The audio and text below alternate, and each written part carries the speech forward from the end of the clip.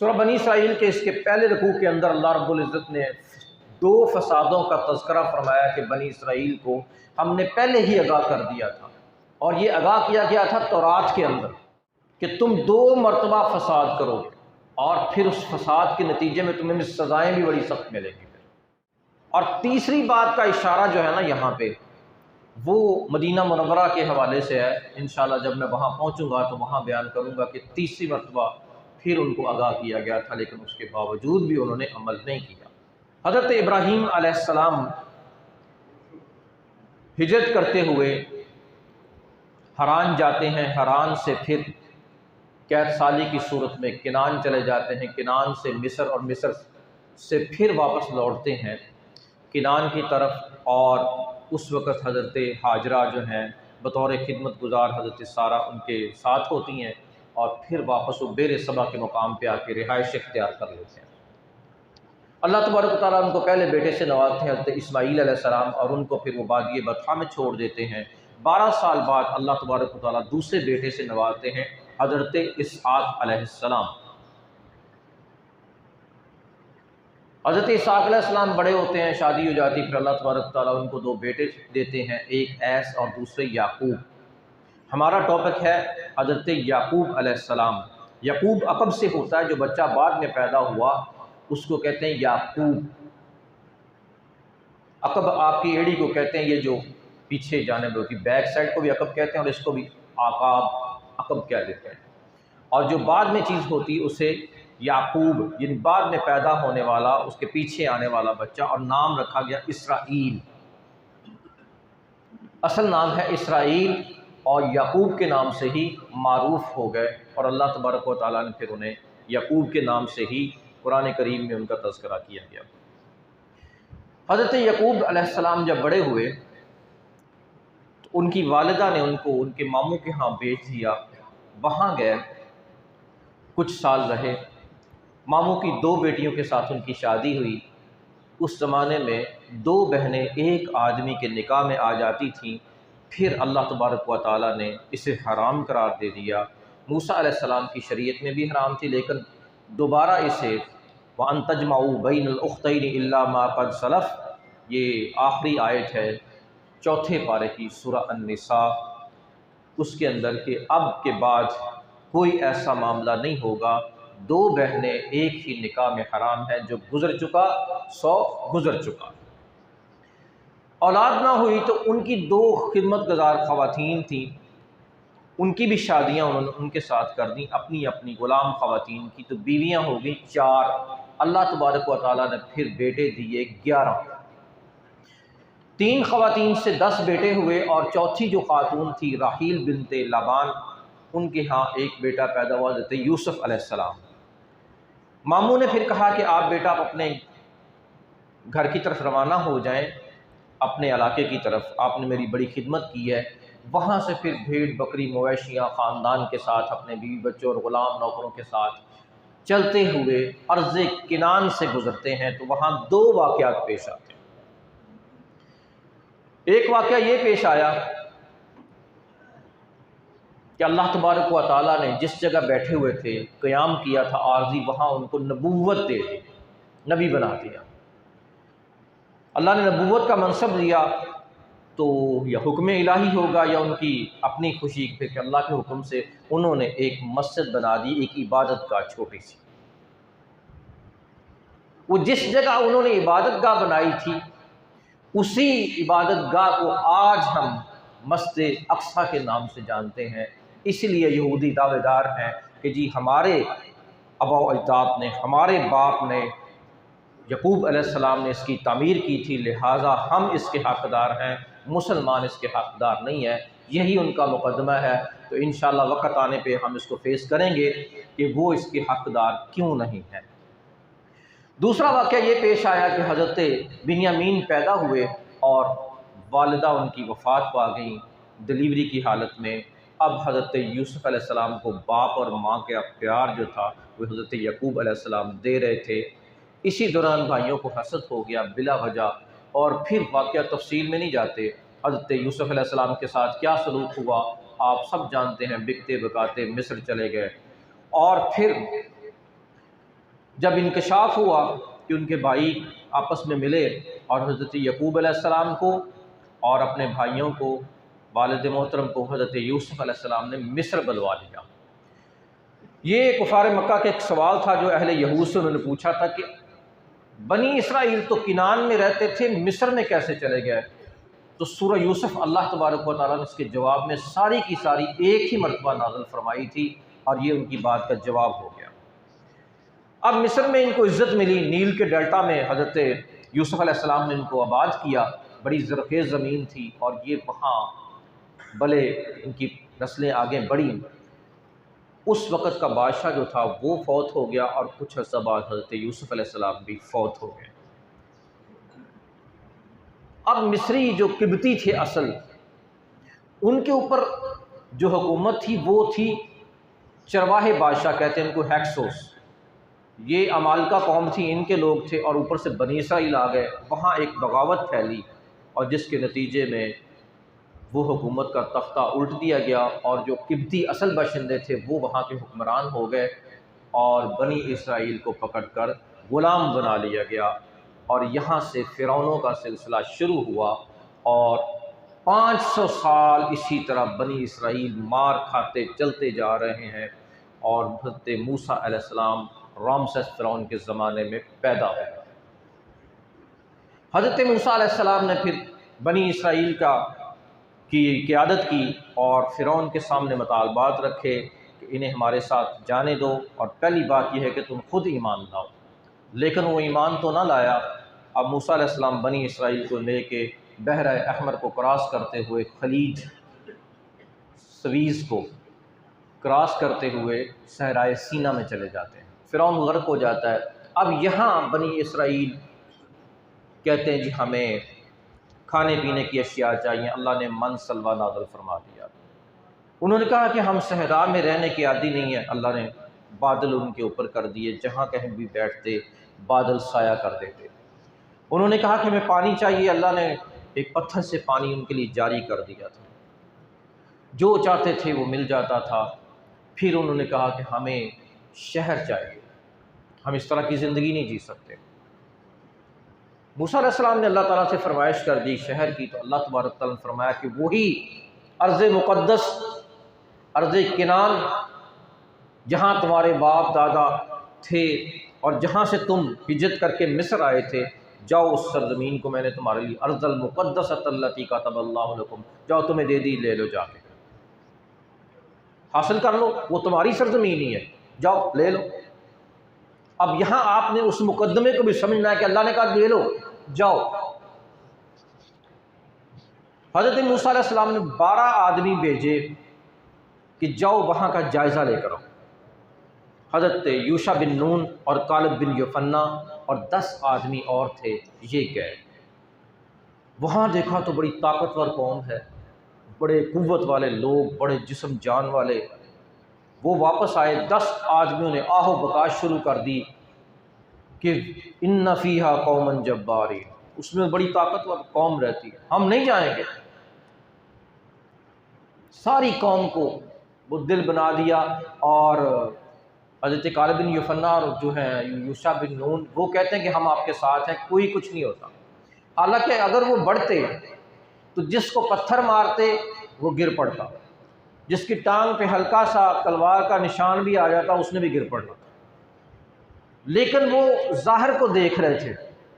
आज भी मादियत परस्तों की सोच यही है कि ज़ाहिर को देखते हैं, बातिन को नहीं देखते। उन्हें अल्लाह की किसी मदद पे भरोसा नहीं होता, ना यकीन होता है।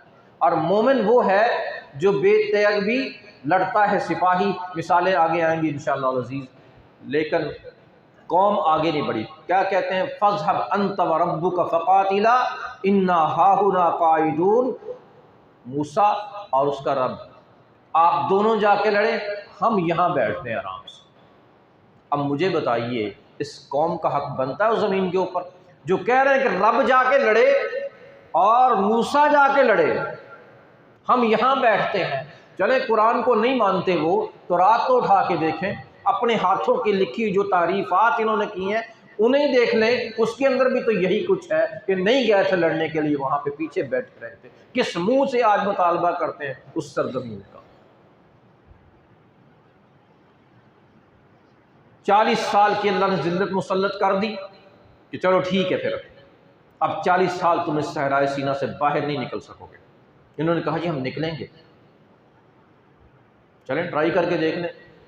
हज़रत हारून अलैहिस्सलाम दुनिया से रुखसत हो गए। मूसा अलैहिस्सलाम की मौत का वक़्त करीब आया तो उन्होंने कहा या अल्लाह मेरी ख्वाहिश है मैं सरज़मीन को देख लूँ। अल्लाह ने वो सरज़मीन उनकी आंखों के सामने कर दी, देखी। जब मूसा अलैहिस्सलाम दुनिया से चले गए तो हज़रत यूशा बिन नून जो थे उनके हाथ क़यादत आई। इससे पहले बनी इसराइल ने काफ़ी कोशिश की सहराए सीना को क्रॉस करने, महीने महीने की मुसाफत में कभी इधर निकलते तो आखिरकार वहीं लौट के आ जाते, जब उधर निकलते तो फिर इधर आ जाते, खप के बैठ गए कि नहीं निकल सकते। यहाँ से मसला क्या समझ आता है, जिस चीज़ को अल्लाह रोक ले उसे कोई हासिल नहीं कर सकता, चाहे कितनी भी टेक्नोलॉजी उसके पास हो, और जिसे अल्लाह दिखा दे वो आंखों से ओझल नहीं रह सकती। ये अल्लाह तबारक व तआला की तक़सीम है। हज़रत खालिद बिन वलीद रज़ी अल्लाह अन्हु हुदैबिया के मौके पर जब मुसलमान आए तो एक लश्कर लेके निकले थे मुसलमानों को रास्ते में उनके साथ लड़ने के लिए। कहा जाता था कि खालिद बिन वलीद वो शख्स है कि सहरा में अगर नज़र डाले छिपकली रेंग रही हो तो इसकी नज़र से चुप नहीं सकती। इतना बारीक इंसान, बारीक बीन और इतना समझदार, इतना बड़ा माहिर, लेकिन वो 1400 सहाबा को देख ही नहीं सके कहाँ पे हैं। अपनी तरफ से सारा सहरा छान के आ गए कि कहीं नज़र नहीं आते, ये खबर ही गलत है। जिसे अल्लाह छुपा ले उसे कोई हासिल नहीं कर सकता। अब ये महीने महीने क्या कितनी देर खपते रहे, नहीं सहरा को क्रॉस कर सके। 40 साल फिर जिल्लत मुसल्लत हुई, वो लोग मर गए जिन्होंने इनकार किया था, फिर उनकी औलादें खड़ी हुई, वो जवान हुए। हज़रत यूशा बिन नून अलैहिस्सलाम, उनको अल्लाह ने नबूवत भी दी, फिर वो एक लश्कर लेके निकले और एक हमला किया और किनान का कुछ हिस्सा फ़तह कर लिया। मैं किनान इसलिए कह रहा हूँ कि ये पुराना नाम था, आज उस किनान को हम कह सकते हैं कि फ़लस्तीन, इसका पुराना नाम है किनान, आज का नाम है फ़लस्तीन। कुछ हिस्सा उसके ऊपर फ़तह हासिल हो गई, लेकिन बाकी हिस्से पे वो फ़लस्ती कौम जो थी वो थी काबस। इसके बाद हज़रत कालिब बिन युफ़न्ना अलैहिस्सलाम, उनको नबूवत मिली, कौम की इस्लाह करते रहे। फिर उनके बाद आ जाते हैं हज़रत हिज़कील अलैहिस्सलाम। इस दौरान कौम दोबारा बुत परस्ती की तरफ माइल हो जाती है और 60 हाथ 90 फिट, हाथ जब अरबी में आता है तो ये जो होता है ना, यहाँ से लेके ये हाथ कहलाता है। एक ये भी हाथ है, लेकिन आमतौर पे जब वो पैमाइश की तरफ आएगा ना हाथ, तो उस वक़्त यद का इतलाक़ इस पे होता है कि ये 1.5 फुट के लगभग बनता है, इसे कहते हैं हाथ। तो 60 हाथ ऊंचा 90 फीट इतना बुलंद बुत था। बाल अतज़रून बालम व तज़रून अहसनल खालिकीन, उसको सोने का बनाया हुआ था। और ये बनी इसराइल दोबारा बाल बुत की पूजा इन्होंने शुरू कर दी। फिर हज़रत हिज़कील अलैहिस्सलाम के बाद ये 300 साल का अरसा था गालिबन। हज़रत इलियास बिन यासीन और उनके बाद हज़रत यासा बिन अख्तूब, इनको नबूवत मिली।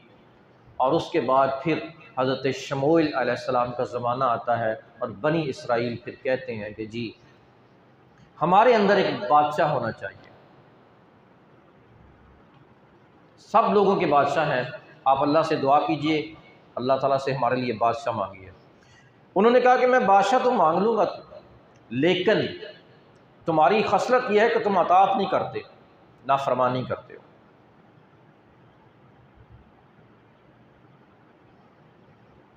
उन्होंने कहा नहीं, हम फरमा बरदारी करेंगे। अल्लाह से दुआ की, अल्लाह ने कहा ठीक है, ये तालूत जो है ना तुम में, ये तुम्हारा बादशाह होगा। अब जब कौम ने देखा कि तालूत जो है उसके पास तो कुछ ज़मीन भी ज़्यादा नहीं है, कोई माल मवेशी नहीं है, बड़ी हवेलियाँ नहीं है, कुछ सोना भी इतना नहीं है, उनको लो जी अल्लाह को ये कैसा बंदा मिल गया है। हम इतने चौधरी सरदार बैठे हुए थे यहाँ पे, ज़मीनें तो अल्लाह देख लेता, कुछ जानवर देख लेता, कुछ चीज़ें देखता, अल्लाह ने किस बंदे का इंतखाब कर दिया। अल्लाह ने फिर फरमाया कि मैंने इसका इंतखाब किया इल्म की बुनियाद पर, तुम में से पढ़ा लिखा है, साहिब इल्म है, और दूसरा ये जिस्मानी क़ुव्वत के एतबार से ताकतवर है।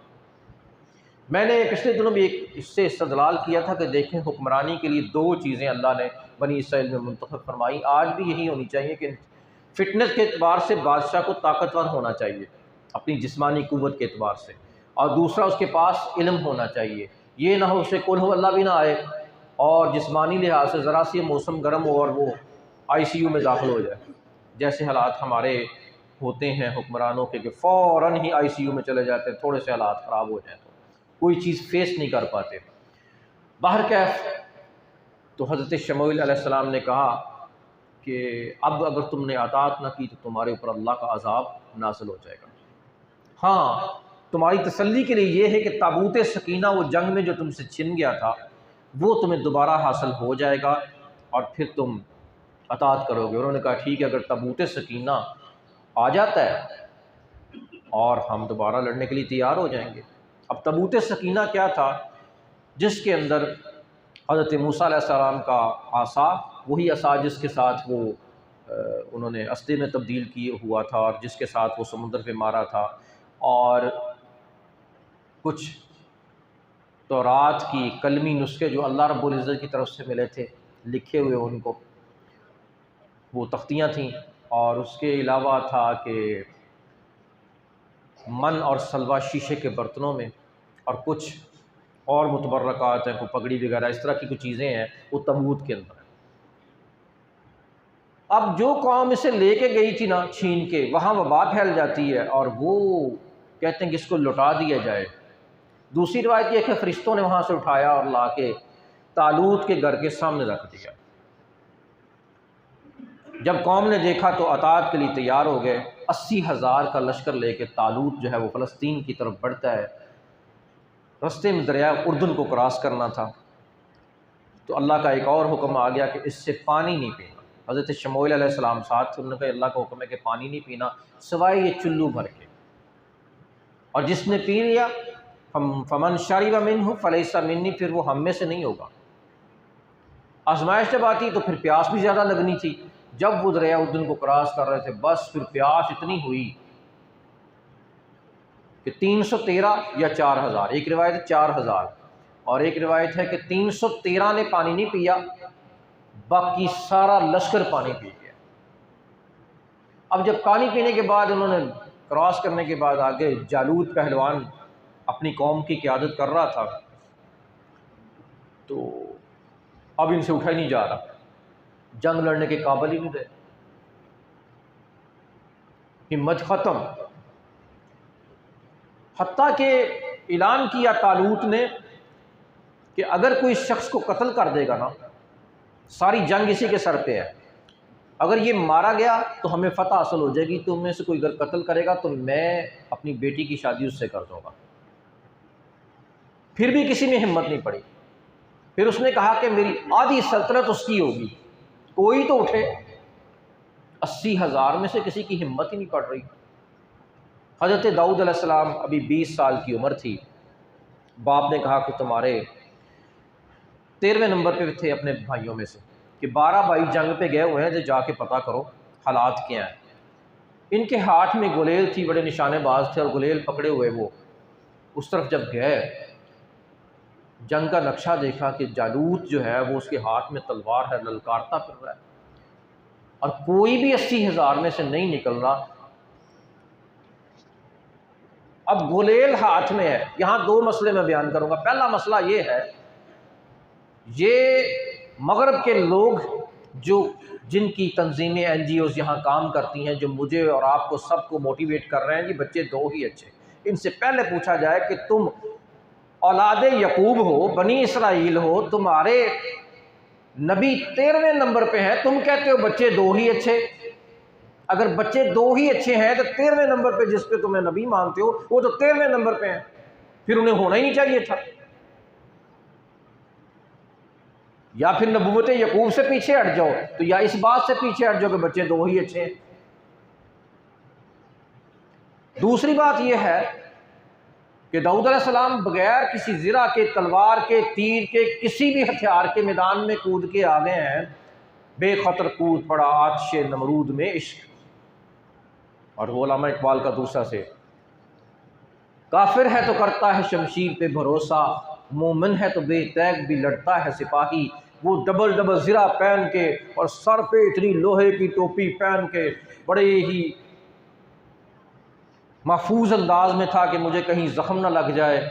और उसके मुकाबले में एक 20 साल का लड़का उसे कह रहा है कि जाओ बच्चे यहाँ क्या कर रहे हो। तो उन्होंने कहा कि मैं आपसे लड़ने आया हूँ। अब लड़ाई क्या होती है कि पत्थर बोल के कहता है कि दाऊद मुझे पकड़ो और इसको मारो। हज़रत दाऊद अलैहिस्सलाम ने उस पत्थर को पकड़ा और गुलेल में डाल के उसको मारा, और वो उसकी पेशानी पे जाके लगा। जहाँ जगह उसे खाली मिली थी वहाँ से जाकर उस सर के अंदर चला गया। मौत उसकी वाक़ई होगी। हज़रत दाऊद अलैहिस्सलाम ने उसकी तलवार से उसका सर काटा और लश्कर उसकी तरफ फेंक दिया, और सारा लश्कर भाग खड़ा हुआ और फतह हासिल हो गई। वादे के मुताबिक हज़रत दाऊद अलैहिस्सलाम के साथ तालूत ने अपनी बेटी की शादी कर दी, और तालूत 20 साल ज़िंदा रहा। और उसके बाद हज़रत दाऊद अलैहिस्सलाम, अल्लाह ने नबूवत दी 40 साल की उम्र में और बादशाह बना दिया। 20 साल हज़रत दाऊद अलैहिस्सलाम, और उसके बाद 40 साल हज़रत दाऊद अलैहिस्सलाम ने हुकूमत की, और फिर हज़रत सुलेमान अलैहिस्सलाम जो थे उनको अल्लाह ने नबूवत दी और 40 साल उन्होंने हुकूमत की। हज़रत दाऊद अलैहिस्सलाम के वाक़े से जो बात समझ आती है कि ये जो हथियारों का कंपैरिजन करने वाले मीडिया पे बैठ के बकाऊ एंकर हमें हमेशा से डराते चले आ रहे हैं कि अमेरिका के पास इतने एटम बम, इसराइल के पास इतने एटम बम, फलां मुल्क के पास इतने एटम बम, तुम नहीं लड़ सकते, तुम वो नहीं कर सकते, तुम ये नहीं कर सकते। और कितने सालों से हम सुनते चले आ रहे थे कि उसका missile system, missile defence system इतना मजबूत है कि एक चिड़िया भी इसराइल के ऊपर पर नहीं मार सकती।